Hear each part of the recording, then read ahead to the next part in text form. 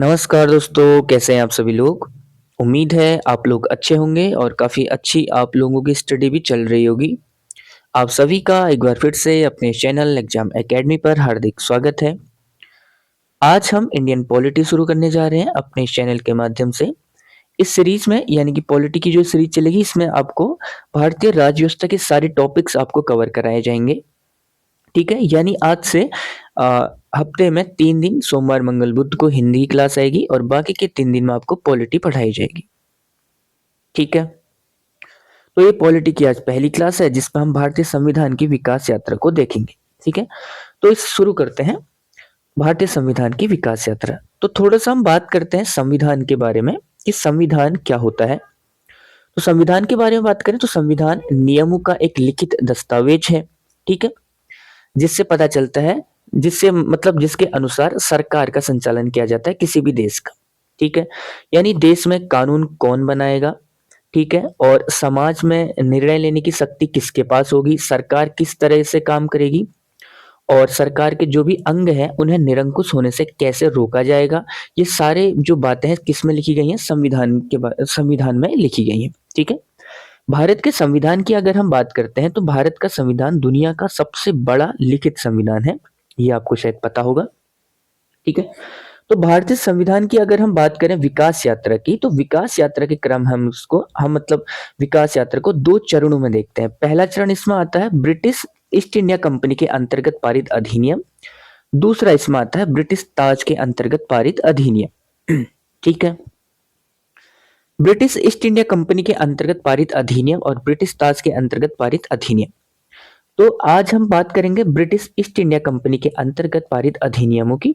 हम इन अधिनियमों को क्यों पढ़ रहे हैं, क्योंकि भारतीय संविधान जैसा आज हमें दिख रहा है, ठीक है, उसके जो बेसिक मतलब जो उसकी नींव है वो यही दो है। ठीक है, यानी कि भारत के संविधान की शुरुआत कैसे हुई, भारत का संविधान जैसा आज हमें दिखता है वो सब इन्हीं चीजों की बदौलत है। ठीक है, यानी कि ब्रिटिश ईस्ट इंडिया कंपनी के अंतर्गत जो भी अधिनियम बने उससे भारत संविधान को बनाने में मदद मिली। ठीक है, और ब्रिटिश ताज के अंतर्गत जो भी अधिनियम बने वो भी कहीं ना कहीं आज भारत के संविधान का कहीं कोई एक हिस्सा है या फिर उससे भी हमें कहीं ना कहीं संविधान को बनाने में मदद मिली है। ठीक है, तो शुरू करते हैं ब्रिटिश ईस्ट इंडिया कंपनी के अंतर्गत पारित अधिनियमों की। तो पहला अधिनियम आता है रेगुलेटिंग एक्ट 1773।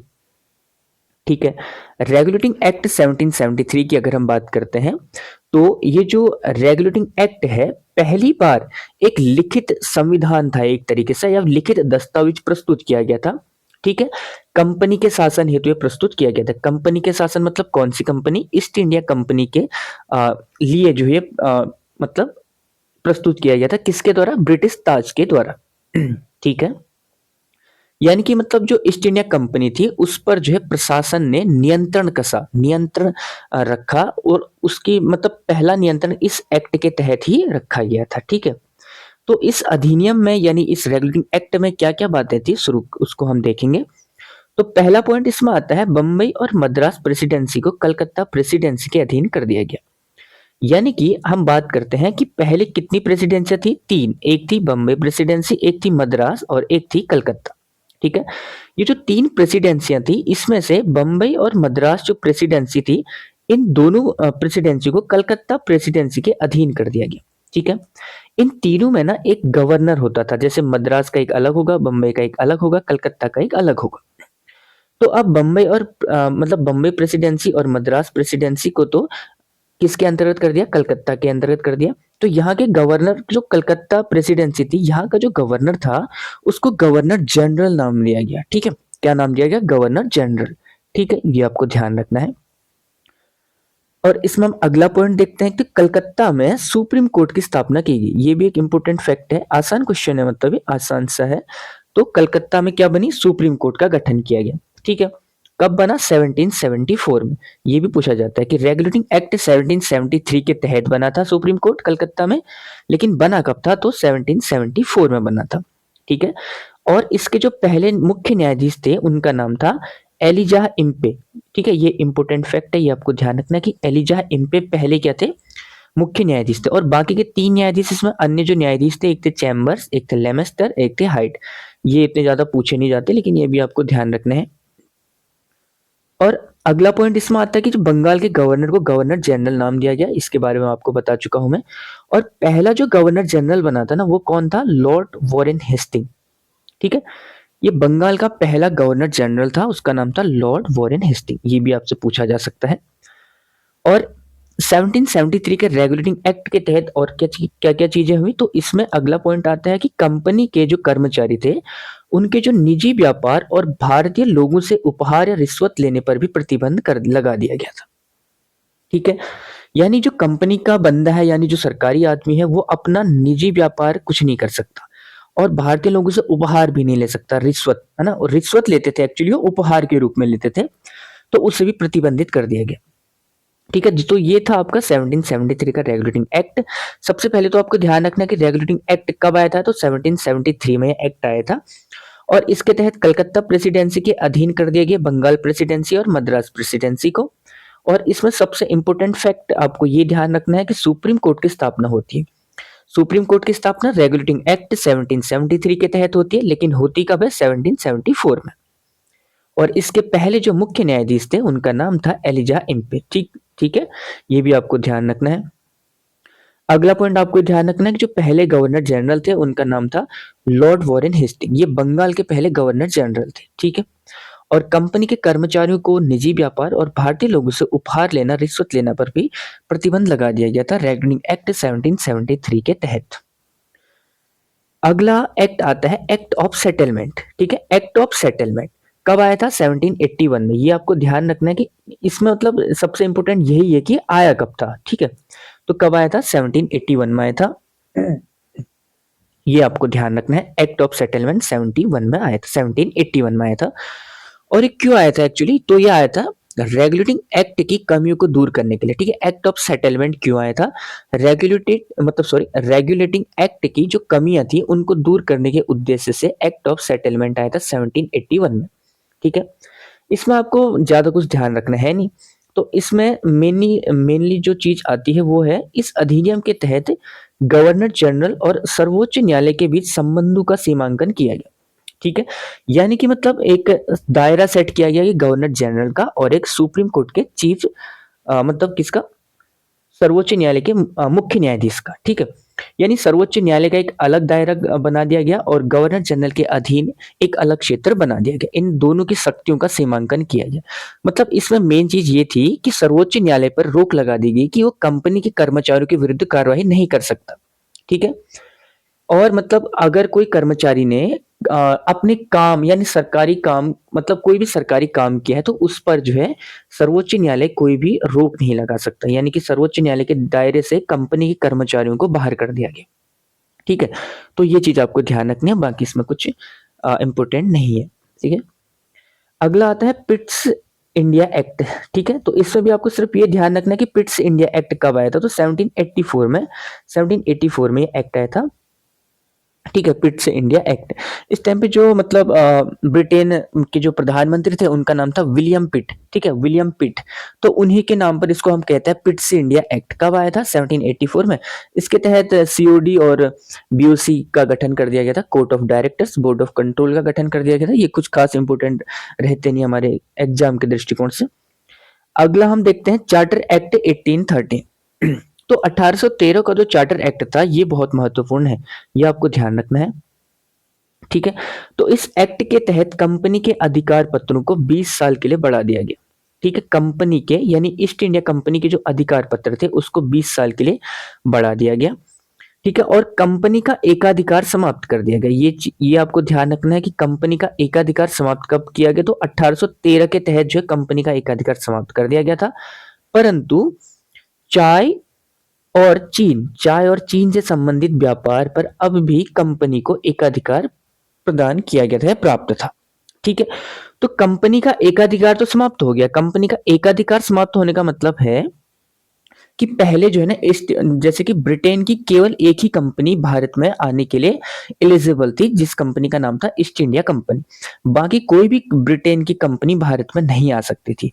ठीक है, यानी कि ईस्ट इंडिया कंपनी को एकाधिकार प्राप्त था भारत में आने के लिए, व्यापार करने के लिए। ठीक है, लेकिन 1813 में इसका जो एकाधिकार था वो समाप्त हो गया, यानी कि भारत में बाकी कंपनियां भी, बाकी ब्रिटिश की जो भी कंपनियां थी वो भी भारत आ सकती थी। ठीक है, लेकिन अभी भी क्या हुआ कि परंतु देखो, चाय और चीन से संबंधित, चाय से संबंधित कोई व्यापार हो या फिर चीन के साथ किया गया कोई व्यापार हो, वो अभी भी कौन कर रहा है, उस पर अभी भी एकाधिकार है। किसका? ईस्ट इंडिया कंपनी का, चाय और चीन से संबंधित व्यापार पर। ठीक है, तो ये चीज आपको ध्यान रखनी है कि जो कंपनी का एकाधिकार था वो तो समाप्त हो गया था, लेकिन चाय और चीन से संबंधित व्यापार पर अब भी कंपनी का एकाधिकार मौजूद था। अगला पॉइंट इसमें आपको ध्यान रखना है, मुक्त व्यापार की शुरुआत हुई। ठीक है, मुक्त व्यापार। ठीक है, मुक्त व्यापार की शुरुआत हुई, यानी मुक्त व्यापार की शुरुआत का मतलब यही है कि ब्रिटेन की बाकी कंपनियां भी भारत आ सकती हैं। ठीक है, अभी तक केवल एक कंपनी थी भारत में, ब्रिटेन की ईस्ट इंडिया कंपनी। अब जो है बाकी कंपनियां भी भारत आने शुरू हो गई। और इसके तहत अगली बात क्या हुई कि ईसाई मिशनरियों को भारत में धर्म प्रचार की अनुमति प्रदान प्रदान की गई। यानी कि धर्म प्रचार के लिए जो ईसाई मिशनरियां थी, ईसाई पादरी थे, वो भी अब भारत में आने लग गए धर्म प्रचार करने के लिए। कौन सा धर्म है? ईसाई धर्म के प्रचार प्रसार के लिए। और इसमें सबसे मतलब एक इंपॉर्टेंट फैक्ट ये भी है कि शिक्षा के लिए पहली बार 1 लाख का बजट आया था। ठीक है, प्रतिवर्ष 1 लाख खर्च करने का प्रावधान रखा गया था, किसमें? 1813 के चार्टर एक्ट में। ठीक है, ये आपको ध्यान रखना, ये भी बहुत इंपॉर्टेंट है। तो 1813 में हमने क्या क्या चीजें देखी? एक तो यही कि इसमें कंपनी का एकाधिकार समाप्त हो गया। ठीक है, कंपनी का एकाधिकार समाप्त हो गया, लेकिन चाय और चीन पर अभी भी एकाधिकार किसका रहा? अभी भी ईस्ट इंडिया कंपनी का एकाधिकार रहा। ठीक है, चाय और चीन के अलावा बाकी कोई किसी भी व्यापार पर एकाधिकार किसका नहीं रहा? किसका नहीं रहा? ईस्ट इंडिया कंपनी का नहीं रहा। अगला पॉइंट इसमें हम देखते हैं, मुक्त व्यापार नीति की शुरुआत हुई। मुक्त व्यापार की शुरुआत हुई, यानी कि अब भारत में ईस्ट इंडिया कंपनी के अलावा बाकी कंपनियां भी भारत आना शुरू हो गई, जिससे क्या हुआ, भारत के जो किसान थे, भारत की हालत और खराब होगी। पहले तो एक कंपनी थी, अब और अधिक कंपनियां आने लगी भारत में। ठीक है, और ईसाई मिशनरियों को भारत में धर्म प्रचार की अनुमति भी प्रदान कर दी गई 1813 के तहत। और एक इंपॉर्टेंट फैक्ट आपको ये भी ध्यान रखना है इसमें कि 1 लाख तक का शिक्षा पर, किस पर? शिक्षा पर 1 लाख तक का खर्च हो सकता है प्रति वर्ष। ये प्रावधान किया गया किसमें? 1813 के चार्टर एक्ट में। ठीक है, ये भी आपको ध्यान रखना है। अगला आता है चार्टर एक्ट 1833। ठीक है, ये भी मोस्ट इंपोर्टेंट है, यहाँ से भी क्वेश्चन बनेगा ही बनेगा। मतलब अगर इस टॉपिक से अगर क्वेश्चन बनता है तो यहाँ से भी बहुत ज्यादा चांसेस रहते हैं क्वेश्चन के बनने के। तो चार्टर एक्ट 1833 की अगर हम बात करते हैं तो भारत के व्यापारिक अधिकार, सॉरी सॉरी कंपनी के व्यापारिक अधिकार, किसके? कंपनी के व्यापारिक अधिकार पूर्णतः समाप्त हो गए। ठीक है, अभी तक हमने देखा था 1813 के चार्टर एक्ट में कि चाय और चीन के साथ अभी भी उसके एकाधिकार बरकरार हैं, लेकिन 1833 का चार्टर एक्ट ये कहता है कि भैया अब आपके अधिकार पूर्णतः समाप्त। किसके? कंपनी के। कौन सी कंपनी के? ईस्ट इंडिया कंपनी के अधिकार पूर्णतः समाप्त कर दिए गए। ठीक है, एक बात। दूसरी बात इसमें यह आती है कि बंगाल के गवर्नर जनरल को भारत का गवर्नर जनरल कहलाने लगे। ठीक है, भारत का गवर्नर जनरल कहलाने लगे किसको? जो भी बंगाल का गवर्नर था, गवर्नर जनरल था। ठीक है, पहले क्या था? 3 प्रेसिडेंसियां थी, मैंने आपको बताया था, बॉम्बे, कलकत्ता और मद्रास। गवर्नर जनरल की उपाधि किसको दी गई? कलकत्ता के प्रेसिडेंसी को। ठीक है, कलकत्ता प्रेसिडेंसी को का जो गवर्नर था उसको गवर्नर जनरल कहलाने लगे थे 1773 रेगुलेटिंग एक्ट के तहत। लेकिन अब 1833 के जो चार्टर एक्ट आया उससे हमको ये मालूम हुआ कि अब जो बंगाल का गवर्नर जनरल है उसको हम भारत का गवर्नर जनरल कहेंगे, ना कि बंगाल का गवर्नर जनरल। ठीक है, और बंगाल का पहला जो गवर्नर जनरल था वो वॉरेन हेस्टिंग बना था, और भारत का जो पहला गवर्नर जनरल था वो कौन बना? वो बना था लॉर्ड विलियम बेंटिक। ठीक है, लॉर्ड विलियम बेंटिक, इसको जो है भारत का पहला गवर्नर जनरल बना दिया गया था। ठीक है, ये चीज भी आपको ध्यान रखनी है, ये 1833 के अधिनियम के तहत ही हुआ है।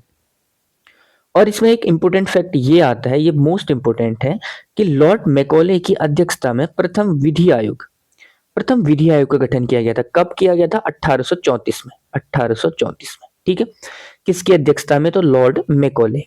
ठीक है, ये बहुत बार एग्जाम में पूछा गया क्वेश्चन है, बहुत ज्यादा बार। ठीक है, तो 1833 का जो चार्टर एक्ट था उसके तहत प्रथम विधि आयोग का गठन किया गया था। ठीक है, लॉर्ड मैकॉले की अध्यक्षता में किया गया था। 1834 में ये बना था। और इसी के बाद जो है इसी चार्टर एक्ट के तहत दास प्रथा को गैर कानूनी घोषित किया गया था। ठीक है, दास प्रथा यानी कि गुलामी, किसी इसको जो है गैर कानूनी घोषित कर दिया गया था। लेकिन आपको पता होगा दास प्रथा जब भारत से कब समाप्त हुई थी, तो 1843 में एलन ब्रू ने जो है समाप्त की थी। लेकिन ये इसी अधिनियम के तहत, यानी किस अधिनियम के तहत? 1833। ठीक है, यानी चार्टर एक्ट 1833 के तहत दास प्रथा को गैर कानूनी घोषित कर दिया गया था। लेकिन ये खत्म कब हुई थी भारत से? कब गई थी? 1843 में जो है समाप्त हुई थी। ठीक है, तो ये चीज भी आपको ध्यान रखनी है। तो दोस्तों ये थी आज की क्लास जिसमें हमने चार्टर एक्ट 1833, चार्टर एक्ट 1813 और एक्ट ऑफ सेटलमेंट और इसके अलावा हमने रेगुलेटिंग एक्ट के बारे में पढ़ा। कल हम ब्रिटिश ताज के अंतर्गत पारित अधिनियम के बारे में पढ़ेंगे। तो उम्मीद है वीडियो से आपने कुछ ना कुछ अवश्य सीखा होगा, और वीडियो आपको अगर हेल्पफुल लगी तो इसे लाइक करें, शेयर करें और चैनल को सब्सक्राइब करें। Thank you so much.